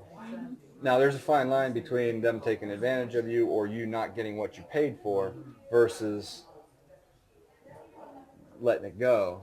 That's why it's nice to catch it before they put Yeah, it down, so that's not the other after. thing. So once it's down, it's down. So do you need to know when they're Well, putting the carpet in exactly. and So be there if when they arrive with it, exactly, you so can see what color so they brought. if we had been here when they were here and we had said that's not our carpet, then we would. drive it away. Yeah, once they put it in and install it and they leave, you got a whole house full of carpet. Yeah, so that happened to Chrissy, and she ended up getting a discount. Instead of them redoing it, they said, "Hey, I'll slash it by Right. half." Right. He said, "Okay." So. But you know what? The Chattanooga house I had, the house before, not actually the way we had that anymore, but the other one, I wanted the floors to be refinished a certain color. They stained them the wrong color. And I told the contracting company, I said, it looks really nice, but it's not the right color.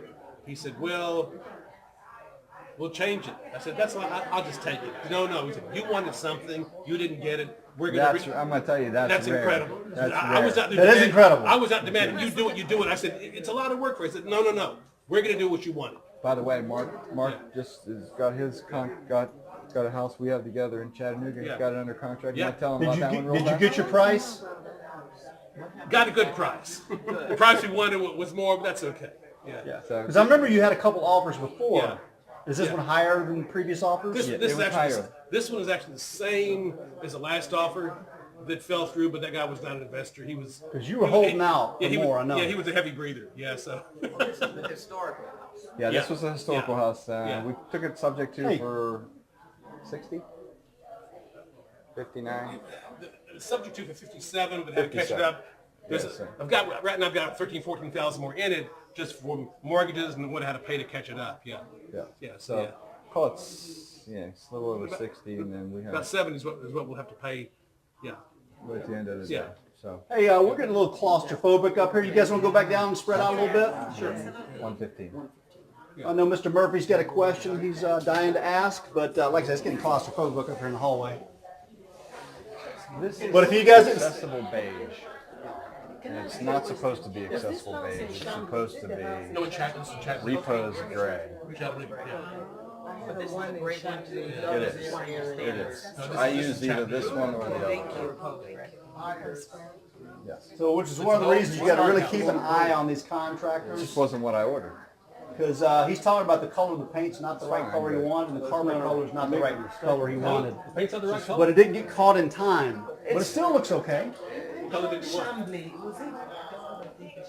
What color do you want? Repo gray? This is a repo gray. And his wife. You want a repo gray? Repo's gray, and you got something not quite that. Yeah. Right. Yeah. Right. Come on down. Let's go downstairs, guys. Do I do that area? Yeah, I'll do it. Excuse me. Thank you. Okay, I'm heading down. What was that? You purchase the carpet and give it to the contractor, or the contractor puts the carpet? I have a separate sub that does the contracting. He buys it and puts it in himself. All right, let's head downstairs. Yep. Let me make sure this bathroom's all fixed. We're just going to get down here where it's not as hot up there. We'll take some final questions from everybody at home or here in the room.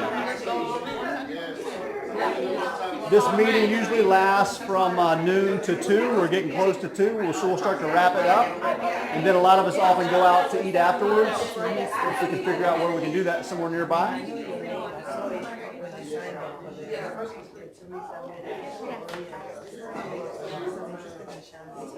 Okay. All right. Theresa, Don.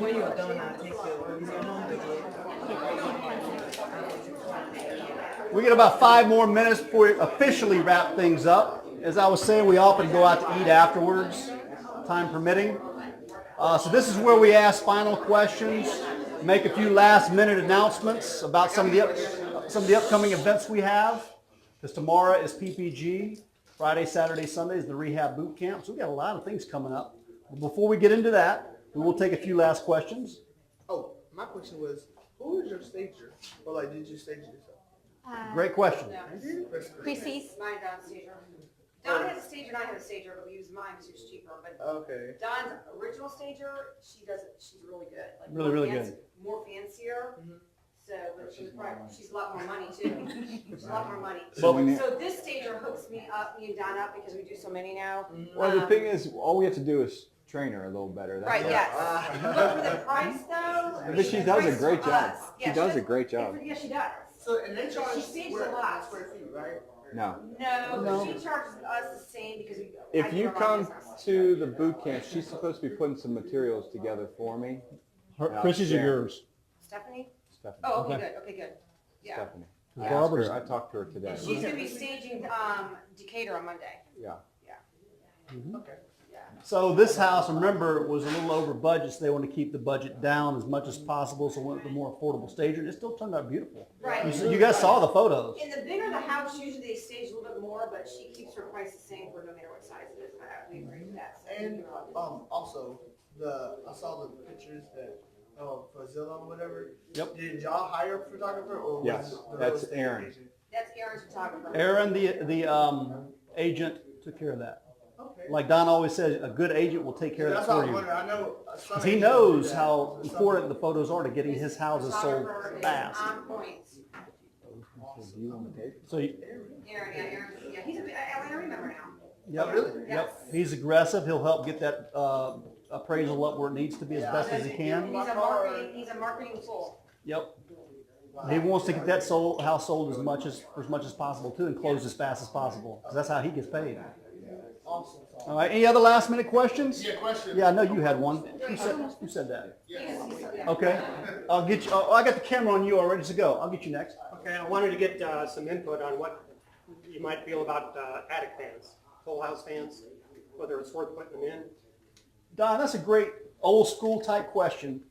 Do we still use attic fans? They're great if they're in and they work. They're great. But you wouldn't put I one wouldn't in put one in now. Yeah, like Snellville already has one, we're just gonna. I wouldn't put one in. If they have one in and it doesn't work, I'd replace it. But if they don't have one in, I don't know that I would add it. Okay, how If about you a want to fan in add the it, kitchen? if you want to add it as a homeowner, knock yourself out. But again, that's an expense that, as a rehabber, the average person's not going to see that. They're going to go, "Oh, it's a fan." It's not going to change it's not going to change their mind. It's not going to add value to the home. Yeah. It's not going to detract value from the home. It's not going to add. It's not going to give you any benefit. It kind of goes back to the question you had earlier about the windows, vinyl versus wood.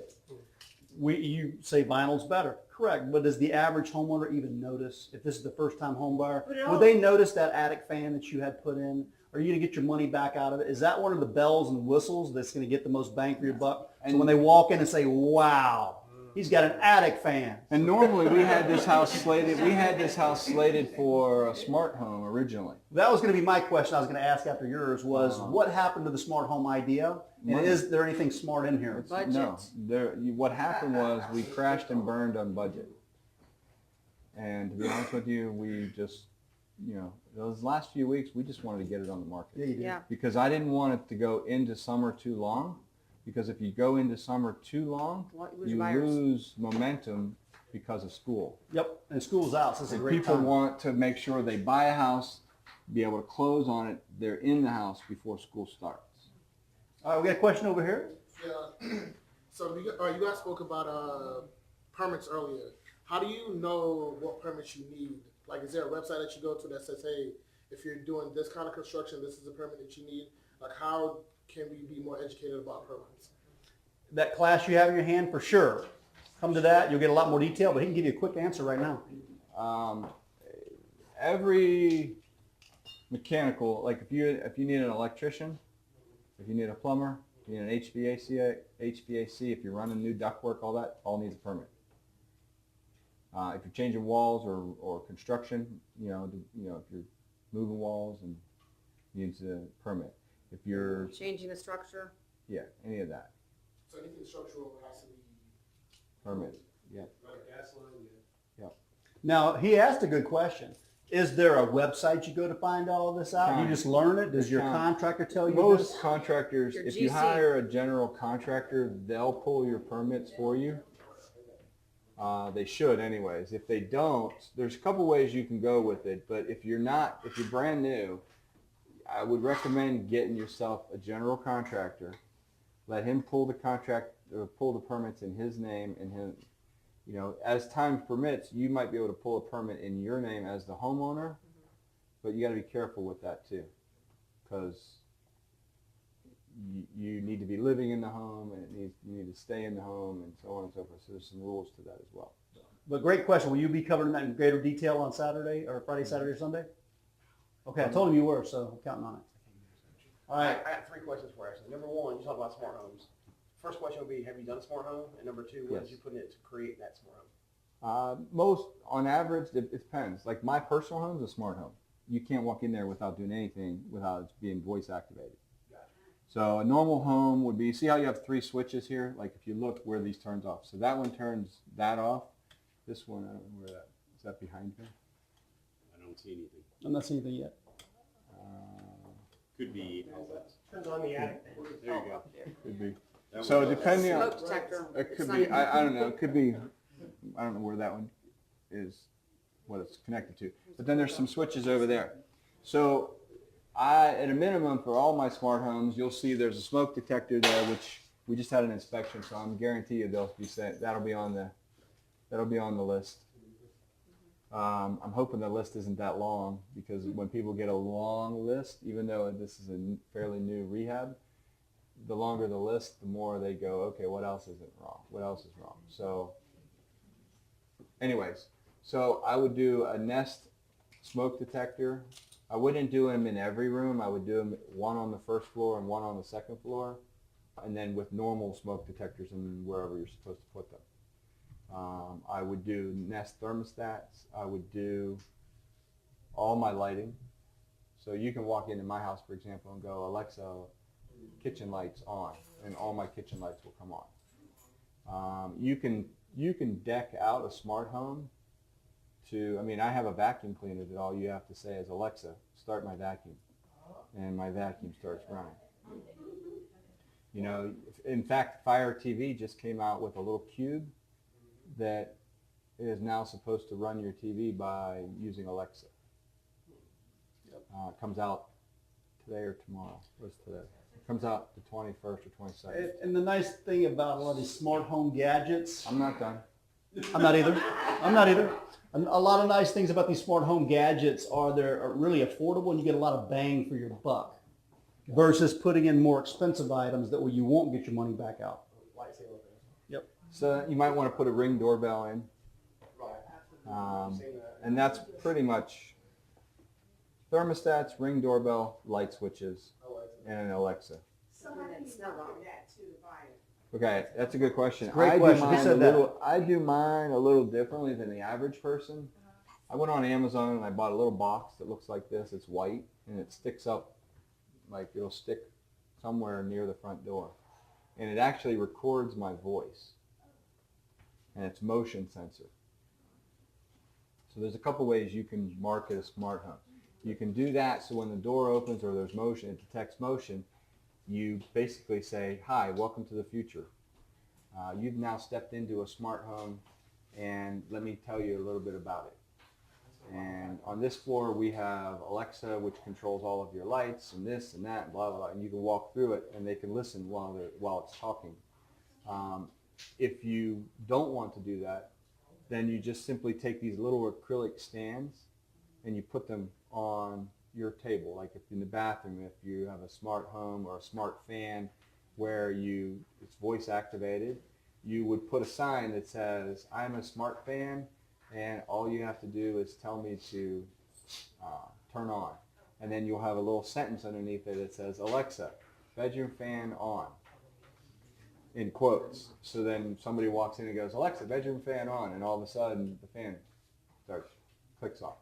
So when you do that, you need to have internet in the house. So that's the big issue that most people have for renovations. You have to provide internet, because other than that, if you don't have internet, there's nothing connecting the devices. Will something like this work at all? Yes, but you're going to have to hide it, so that's easily picked up and... You also have to reboot it occasionally. It drops signals. If it drops signals and does that, then it's probably not a great way to do that. I had an idea thinking about this because Andy was asking, you're talking about hiding it. Could you just tell the agent where it is so they could turn it on and then put it back when they're done? You're relying on an agent to do something that you really shouldn't. Well, if they really want to sell that house and show off all the bells and whistles. The answer is yes, you could do that. The reality of it is it's going to work maybe half the time. Yeah, another question. Do you use security systems at all? Only in bad neighborhoods. Mostly, and I don't generally buy in bad neighborhoods. So the answer to that question is no. Alarm companies, and you can actually get a half mile from your house and unlock your door and turn your lights out for you. Done. Yeah. You ain't got to do nothing. You just got to get the key, little hours of security. Yeah, that's the other thing I forgot to mention. A lot of times we'll put a lock, remote lock. So I can lock the door. If an agent calls me, I can actually let them in and unlock the door. No, I don't have to be here. I don't even have to give them a key. Well, just because we're running late on time, would you like to make a few closing comments? If anybody wants to hang around, we can answer more questions. But for those that want to take off, we are about 5 minutes over, but we started about 5 minutes late. The only thing I'm going to mention is if you're interested in doing this and you like this, I'll show you how to do everything that we've done here. Just come to the event this weekend. If you're not a PPG member, Property Protege Group member, we meet tomorrow night, and tomorrow night's we're meeting in Buford. But if you would like to come to that, that's a group coaching. We got lots of people in this room. I don't know how many people are in this room or group. How many PPG members we have? At least 3 or 4. We got lots. Okay. So there's a lot of PPG members in here. That's our Property Protege Group. That's our group coaching. If you want to come tomorrow night and check us out, get with Chrissy and she'll give you the address.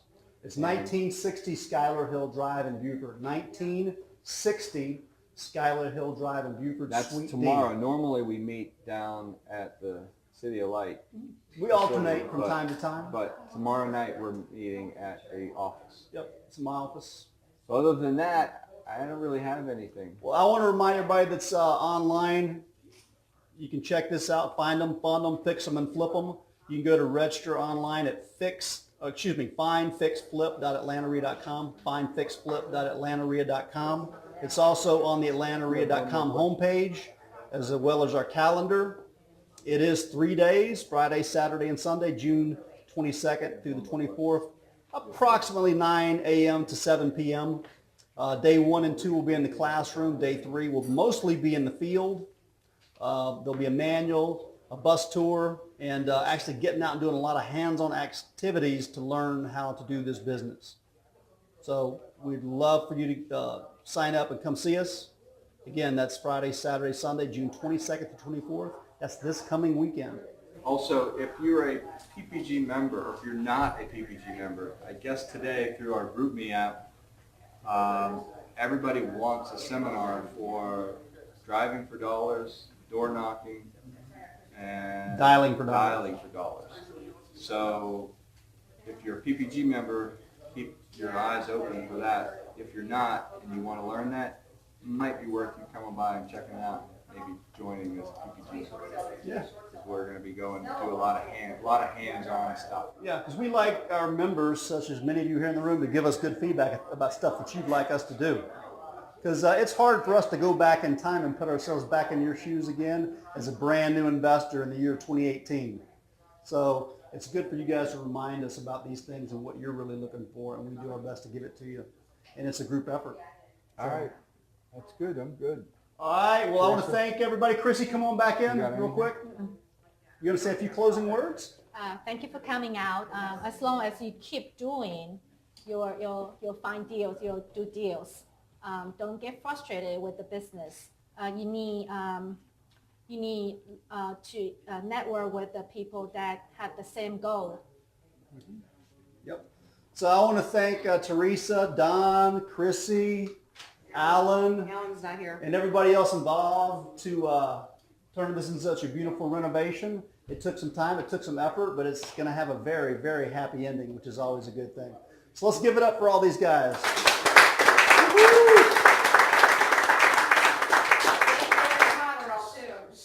Thank you, Dustin and Don and Chrissy for PPG. And Aaron, yep. I have to say this though.